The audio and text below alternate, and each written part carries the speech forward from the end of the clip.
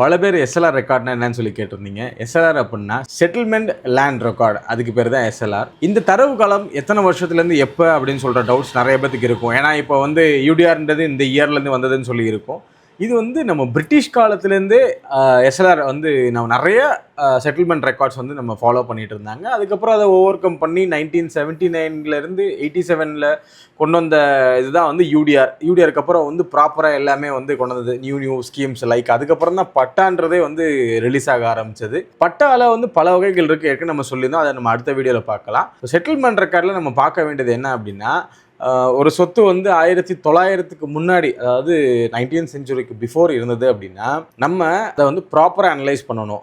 History wise records எல்லாமே பக்காவாக இருந்தாலே போதுமானது. ஆனால் நல்ல இன்டெப்த்தாக போய் செக் பண்ணணும் அப்படின்னு நினச்சோம் அப்படின்னா நம்ம எஸ்எல்ஆர் காப்பியை வெரிஃபை பண்ணிட்டு ப்ராப்பர்ட்டி வாங்குறது நல்லது. அதாவது பல ஏக்கர்களை வாங்குறீங்க அப்படின்னா, ஸோ அந்த மாதிரி சுச்சுவேஷனில் எந்த ஒரு இன்ஃபர்மேஷனும் சரியாக இல்லை அப்படிங்கும்போது நீங்கள் எஸ்எல்ஆர் காஃபி ப்ரிஃபர் பண்ணலாம். ஸோ இந்த மாதிரி உங்களுக்கு யூஸ்ஃபுல்லான இன்ஃபர்மேஷன் வேணும் அப்படின்னா இன்ஃபர்மேஷன் அப்படின்னு சொல்லி கமெண்ட் பண்ணுங்கள். அண்ட் நம்ம சேனலை மறக்காமல் ஃபாலோ பண்ணிக்கோங்க.